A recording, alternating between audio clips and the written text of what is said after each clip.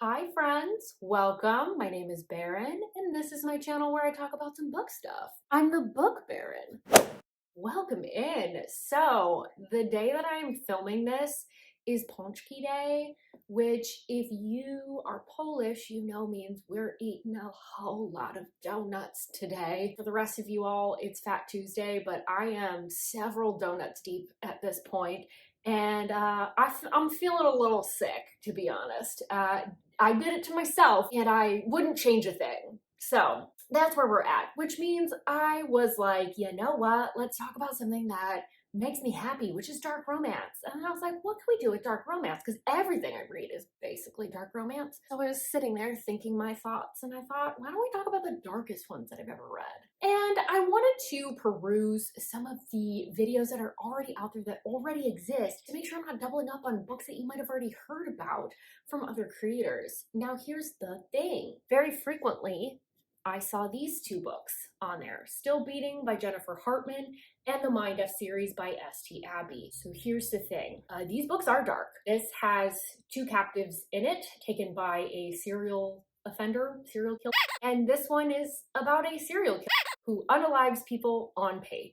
I didn't think of these books when I was making the list at all. So my darkness meter is perhaps broken, off, different than others. I'm gonna say this, but it feels obvious. Check triggers before picking up literally any of these books. These are truly some of the most messed up books that I have ever read. Now, I'm going to talk about 8 that I do recommend, and then I'm going to talk about 2 that are dark that I don't recommend personally, but I'll put them out there for you just in case you have a wild hair. So I just lied to you. I only talk about one book that I don't recommend because I was so full of Ponchki, I completely forgot to talk about the other one. But I think I can be forgiven. First up, I have Captured by Lauren Beale.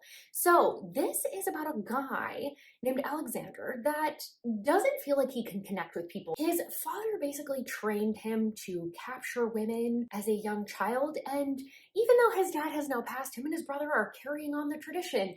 And he sees a woman at a diner that he often interacts with that always remembers his order. He thinks she's beautiful, and he decides that he's going to take her as his personal lady, and it is about her times in captivity. This is easily one of the grossest dark romances that I have ever read. There are some things in here that are absolutely vile. I cannot look at mayonnaise. That Super Bowl commercial with Kate McKinnon eating a spoonful of mayonnaise made me gag in a way that is very different from the rest of you. So I just need you to know that. There's some gross stuff in here. What I think makes this one so special, so different, Lauren Beale was very good at using Stockholm Syndrome in this book. She had the captive, experiencing the kind of back and forth. Oh, he's my captor, but also my protector, because Alexander does do a lot of protecting from the grossest, the weirdest, the most extreme things from his brother. So it does have that just imbued into their relationship, and Alexander has to constantly remind the heroine has to constantly remind herself. You even fall for it at times. So this is probably, although the grossest thing I've ever read from Lauren Beale, this is my favorite. She has another one in this duet that is equally as dark, called Never Let Go. I don't like that one quite as much, but a lot of the same vibes. That one's got more of a thriller feel to it because there's a little bit of a mystery. Both are extremely dark, but this one's darker. Next up, I have Her Master's Teacher, and this is by Lily White. So in this one, our heroine, she is a professor of psychology, and one day she is teaching a course on how Stockholm Syndrome plays out and what are some protective factors that might prevent it from setting in. And she doesn't realize this, but she has our hero in the class, and he is the youngest master in this secret society, which basically trains courtesans for sale. And he sees her giving this lecture, and he's already had his eye on her as it is, and he sees this lecture and he goes, you know what, challenge accepted. And he decides to take her as his kind of like ultimate challenge to train this woman that believes that she can perhaps prevent Stockholm Syndrome from taking root. This one is extremely, extremely violent. This pulls no punches. It's constant from the moment she is taken, which is very early on in the book, till the very moment it ends. This book is heavy. And this, once again, kind of has a similar thing going on with Captured, where she is aware as a psychology professor of what's going on around her. She understands the mechanisms of what might be going on. And yet, she still falls into it because there is another man kind of taking part in her training, and he is even more violent and even more sadistic than our hero. So again, you kind of have that back and forth where the hero feels maybe a little bit like a protector, and it starts messing with their head. The other thing that I really love that kind of enhances that dichotomy, that experience of that Stockholm Syndrome, is you get both of their perspectives. And from her perspective, she's interpreting things in one way, viewing things in one way, and then you get his perspective. And you realize things are a lot different. You realize how manipulative he's being. You realize just how far he's willing to go. And the ending on this, there is a huge twist. I didn't see it coming at all and had to completely recontextualize everything that happened in the book. That's all I'm saying with that one. All right, next up. This might be the darkest one on the list. Yeah, I'm gonna go with that. I think this is the darkest one on the list here, and that's Take Me With You by Nina G. Jones. Now, this is about Vesper, and she kind of got a life that she's not super satisfied with. She has more or less been tasked with taking care of her brother who has some special needs because her mom just kind of juts off and goes on vacation with her new husband just at the drop of a hat. Vesper's in college and she's taking courses to become a nurse, but it seems like maybe that's not her true passion, and she's with a guy that she sort of likes but doesn't really love, and he's the right sort of guy, but she's just feeling a little bit like she doesn't like the life that she's setting up, but also she's supposed to like this life. And so she kind of fantasizes about being abducted, being taken away. She feels like she's feeling eyes on her as she's going about her life. And it turns out it's because there are eyes on her.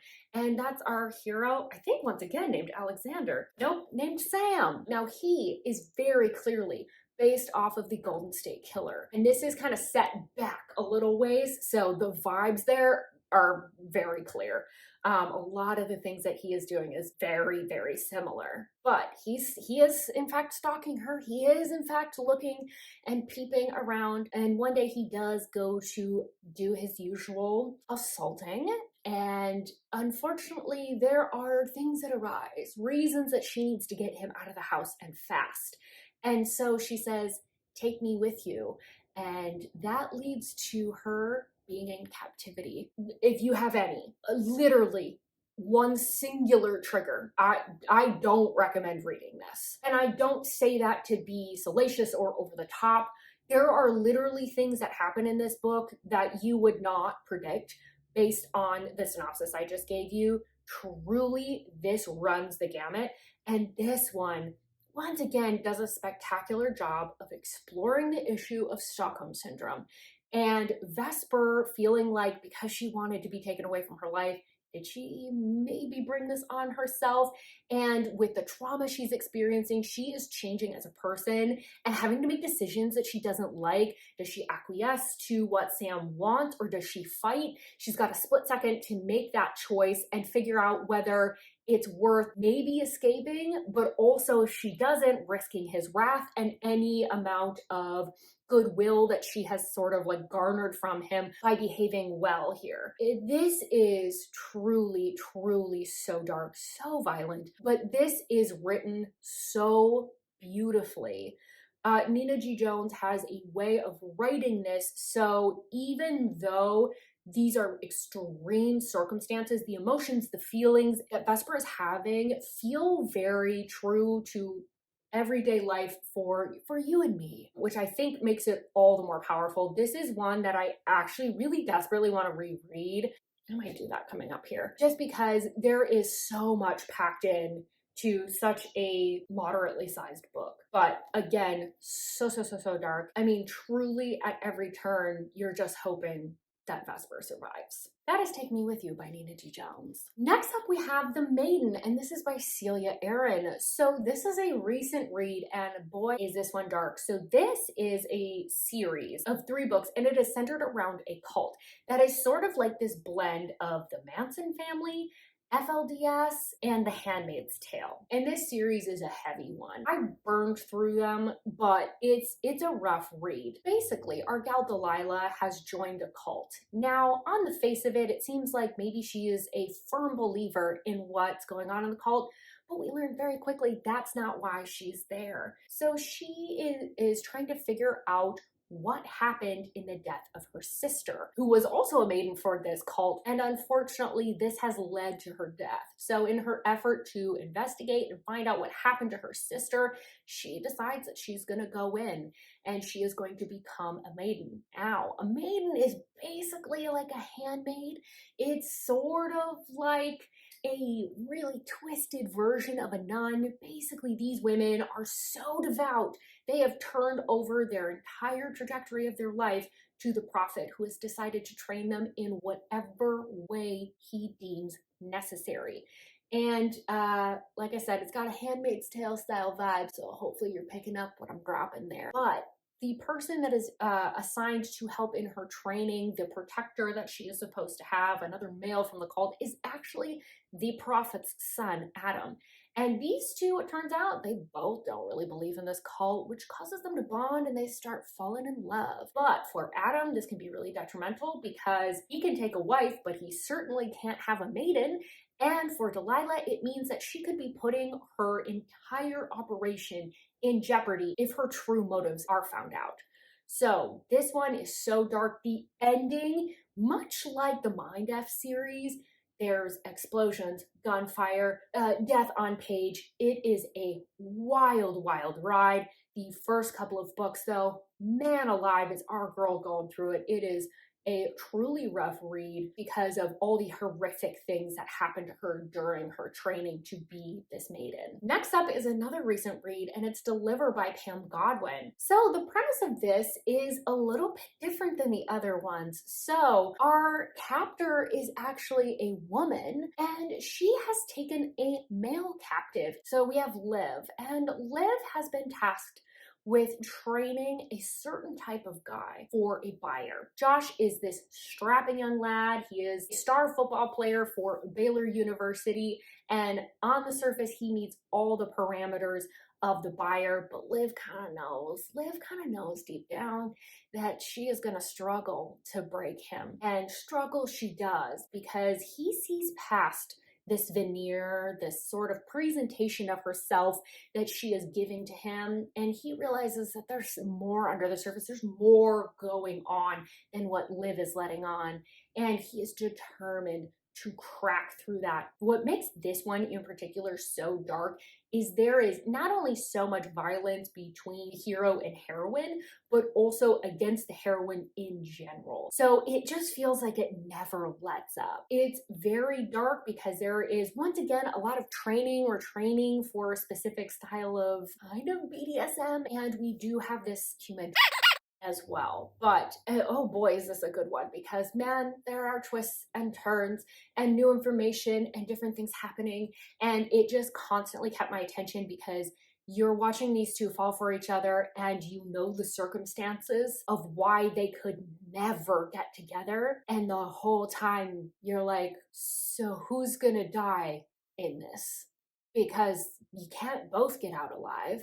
I just don't see that happening. And if you do both get out alive, you're not going to be together. It's one that messed with me through to the end. All right, next up we have The Darkness Beyond the Daisies, and this is by Corey Zahara, another very recent read. And this has our girl at 18 years old, seemingly having a normal life, and she is taken captive and sold into human trafficking. Now, the couple that ends up purchasing her is part of a family. They have young kids, and their son actually happens to be her age. So they are framing this to her as though they're rescuing her. Because we've rescued you, we kindly request that you befriend our son. And she does. I mean, he's her age. what else is she gonna do trapped in this house? But very, very, very quickly, she realizes not only is this family not what it seems, but their son has a lot more going on. And one of the things they want her to do is to control him, which is something that these two grown adults have not succeeded at. Once again, this has a lot of dark, dark elements to it that would not be clear from the synopsis. There are quite a few additional triggers that are also spoilers, sort of. I think what makes this one feel so dark not only are the violent acts, some of the things that are done are just for the purpose of humiliation and are not necessarily as violent, which gives it a very sinister feel. This is also told in two timelines, and you watch as one is very, very dark and one is pretty okay, pretty sweet. And you watch as those slowly switch. And it's wild to witness. Once again, lots and lots of violence. She's captive in both timelines. I don't know what else to say about this one. What do I say about this one? Nothing else. Next up, we have Shattered Hearts by Shea Ruby. Now this one takes a little bit of a different spin on dark. The best way I can describe reading this book is drowning. Basically, we have Hallie and Zane, and Hallie, she is on the verge of spiraling out. She has had some significant trauma in her past that she is coping with by drinking and using prescription pills. And because she's in college, it sort of comes across like she's just a party girl, but she's in such a bad way that at one point she's going to a party and she thinks to herself, oh, this is a place where I might get roofied. At least I can sleep for a while. She's not doing so well. She ends up catching the eye of Zane, who is also spiraling out, but for different reasons. And at first, it actually doesn't appear like he's spiraling out. It appears like he might be her anchor. But no, Zane has his own issues. And he is spiraling out even harder than Hallie is. He has some mental health issues that are going completely unchecked, and he is self-medicating with a lot of different drugs. This one is just very different in its darkness in that emotionally it's very dark. There is not quite as much physical violence. There is still some in here, but for the most part, there is this just sick, sinister sense as you watch these two in their grief and in their pain of their own lives really hurt the other person. And although it's not intentional, those wounds are really cutting deep. I think that this is probably the most realistic, I would say, out of this list. In the author's note, Shea Ruby says that she pulled quite a bit from her own experience. In Shea Ruby's reader group, there have been people who have been in relationships like this that have said it was a little bit wild how true this experience was. And I think that's what makes this one feel so particularly dark,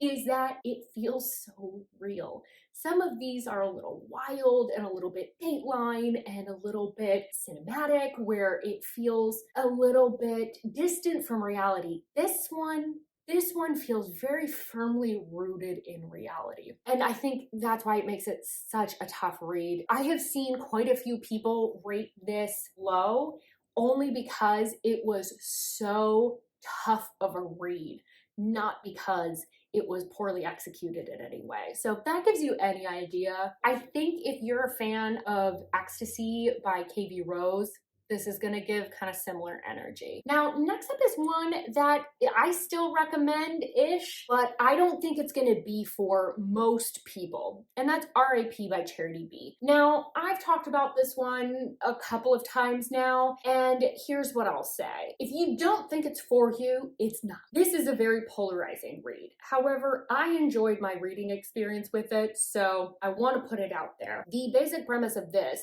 is that we have Adriel and Malachi, and when the book starts, we are with their parents. The mother is having some schizophrenia-like symptoms where she believes that she can see sin and can actually talk to dead bodies who are admitting their sins to her. And this is a problem because she is a mortician. To make matters worse, not only is she in contact with a lot of dead bodies because of her job, her husband is also a pastor, and so they view this almost as a divine mission where they need to rid the world of sin. If you're catching my drift. They pull their kids in on their schemes. But this really causes some very traumatizing things to happen for Adriel. It manifests in the fact that she is pretty immature for her age and a lot of bit out of touch with reality. And for Malachi, he's got some other things going on, some flowers in the attic style issues on multiple fronts. I will leave it there. But eventually, one of the parents makes a decision which dramatically alters their lives. It's real bad. It's real bad. I feel like I'm being so vague with the synopsis, but I truly cannot tell you that much about this book. It is one of those that is definitely more of an extreme horror than I would say it is a romance, because it is talking about generational trauma, but there is graphic on-page and there is one character, Adriel, that takes a lot of pleasure in it. She really enjoys it, and in fact gets off on it. So there's a lot of necrophilia in here. I'm just warning you, that's what you might be stepping into if that's something that you want to read. But these characters are very interesting. I'm very fascinated by these characters and the conversation that Charity B was trying to have. Now, for one book that I have read that is very dark, but I in no way recommend. It is not a dark romance. 8 Days for Salvation by Yolanda Olson. Where do I begin with this one? Basically, our gal has been part of a serial killer's collection for quite some time. He has been collecting women that he believes are in some way failing. They are somehow sinners. They are not leading a life that he deems appropriate in some regard. So he has them captured and he tortures them into basically behaving in a way that he likes and is on the right path. So our gal is the last one left, which means exactly what you think it does. Everyone else has been. She has 8 days to basically save herself. She needs to find salvation, right her wrongs. And for most of this, she doesn't have her sight. Okay? All right. Glad we're on the same page. There is so many gross things with this. There is accidental people eating. And it's in no way, truly, in no way, a romance. You know what? That's not necessarily true. If you are Army Hammer, perhaps this is a romance. There are medieval torture devices. He is violent at the drop of a hat, truly. There is cannibalism in this, and there are missing body parts on our heroine, so we'll just leave it there. It's definitely one that it's for some people. It's having a conversation about abuse and how victims often feel it's their fault, which I think is an important conversation. However, I did not feel personally that the extremes were justified in this case. However, there are people that really like it, so I'll leave it there. Those are the darkest books that I have ever read, and this is coming from an experienced dark romance reader. With all of that, I would love to hear what is the darkest romance book that you have ever read. What was it? What about it was so dark? I would be curious to know if you've read any of these books. Do you have any interest in reading any of these books? Am I just so far off my rocker? I just found paunchki filling on my leg. I think that's my sign to sign off. Don't forget to like this video if you liked it, subscribe if you want more content from me, and I really hope that I see you on my next video. Bye-bye!